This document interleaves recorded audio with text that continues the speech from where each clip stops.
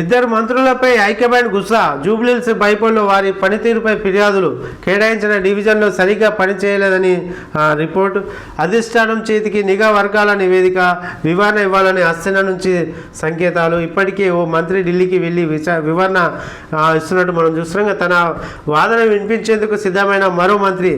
ఆ ఇద్దరికి పదవి గండం తప్పేనని మొత్తానికి అయితే ఏదైతే జూబ్లీహిల్స్ ఎన్నికలు ఉన్నాయో అందులో వీళ్ళకి కేటాయించినటువంటి డివిజన్లలో వీళ్ళు రాకపోవడం, మంత్రి వీళ్ళ నియోజకవర్గంలో వచ్చినటువంటి కార్యకర్తలు వీళ్ళని తీసుకుపోయి ఆ డివిజన్లో ప్రచారం చేయాల్సింది ఉండగా ఆ డివిజన్లో ప్రచారం అనేది జరగకుండా ఏదో నామకవాసి వచ్చి వెళ్ళిపోవడం అనేది ఇది అక్కడ ఇది పార్టీకి సంబంధించినటువంటి అధికారులు వీళ్ళ పనితీరుని గమనించి వీరిపై ఏది హైకమాండ్ అయితే గుస్సాగా ఉన్నట్టుగా మనం చూస్తున్నాం. మరి ఆ ఇద్దరు మంత్రులు ఎవరు ఏం కథ?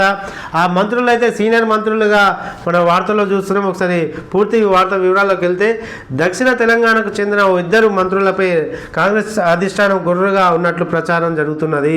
ఎందుకంటే ఆ మధ్య జరిగిన జూబ్లీహిల్స్ బై ఎలక్షన్లో సదరు మంత్రుల పనితీరు సరిగా లేకపోవడమే ఇందుకు కారణంగా తెలుస్తున్నది. మంత్రులు అందరికీ రాష్ట్ర సర్కార్ ఎన్నికల బాధ్యతలను అప్పగించిందని, ఎవరి పనిలో వారు నిమగ్నమయ్యారు. అయితే ఈ ఇద్దరు మంత్రులు తమకు అప్పగించిన డివిజన్లలో చుట్టపు చూపుగా వచ్చి ప్రచారం చేసే తప్ప సీరియస్గా పని చేయలేదని అధిష్టానానికి ఫిర్యాదులు అందినట్టు తెలుస్తుంది. దీంతో ఆగ్రహానికి గురైన ఆశన నేతలు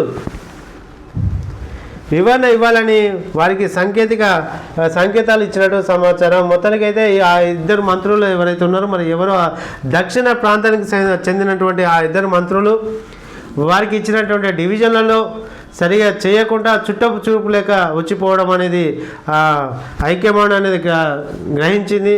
తద్వారా వారిని వివరణ ఇవ్వాలన్నట్టుగా సూచనలు చేసినట్టుగా మనం చూస్తున్నాం. ఇక మరో వార్త చూసుకున్నట్లయితే ప్రధానమంత్రి సీఎంలకు బడే బాయ్.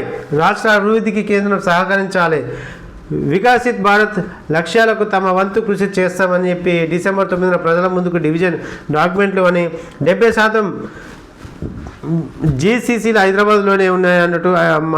అలాగే సౌత్ వెస్ట్ పట్టణాభివృద్ధి శాఖల మంత్రులు సదస్సులో సీఎం రేవంత్ రెడ్డి చెప్పుకొచ్చిన వార్త చూస్తున్నాం. నిన్నటి కార్యక్రమంలో జరిగిన అంశం అది. ఇంకా గ్రూప్ 2 ఫలితాలు రద్దు అయినట. 2015-16 నాటి నోటిఫికేషన్ సంబంధించింది. ఇక 2019లో ప్రకటించిన సెలక్షన్ లిస్ట్ సైతం క్యాన్సిల్ అయింది. 8 వారాల్లో ఓఎంఆర్ రివాల్యుయేషన్ చేసి జాబితా ప్రకటించాలని చెప్పి టీజీపీ ఎస్సీకి హైకోర్టు ఆదేశాలు జారీ చేయడం మనం చూస్తున్నాం. మొత్తానికి గ్రూప్ 2 ఫలితాలు అయితే రద్దు కావడం చూస్తున్నాం. ఇక సౌదీ విషాదం. మదీనాలో క్యాంప్ ఆఫీస్ భారత్ హాజ్ యాత్రికుల కార్యాలయంలో ఏర్పాటు. మృతుల కుటుంబాలకు సాయం అందించేందుకు జీవించి ఉన్న వ్యక్తి అబ్దుల్ సోయబ్గా గుర్తింపు. భారత్ కాన్సులేట్ ఆఫీసర్ వెల్లడి చేసినాడ. ఇంకా నేడు ఎమ్మెల్యేల అనర్హతపై మౌఖిక విచారణ చేపట్టనున్న అసెంబ్లీ స్పీకర్ గడ్డం ప్రసాద్ కుమార్. హాజరు కానున్న తెల్ల వెంకట్రావు, సంజయ్. రేపు పోచారం శ్రీనివాస్ రెడ్డి, ఆర్కేపూడి గాంధీ ఎంక్వైరీలు జరుగున్నాయట. ఏం ఎంక్వైరీలు ఏం కాదో మీరు కాంగ్రెస్ పార్టీలో పోయిన సంగతి తెలంగాణ రాష్ట్రం మొత్తం ప్రజలందరికీ తెలిసిన విషయమే. మీరు ఎందుకు ఈ విచారణ కార్యక్రమంతో లేట్ ఎందుకు చేస్తారు? అనవసరంగా గడ్డం ప్రసాద్ పైన వేటు పడే అవకాశాలు అయితే కనపడుతున్నాయి. హైకోర్టు అయితే సీరియస్గా వార్నింగ్ ఇచ్చడం అయితే మనం చూస్తున్నాం. ఇక మరి ఈ విచారణలో మరి ఏం తేలుస్తుందో ఇంకా చూడాలి.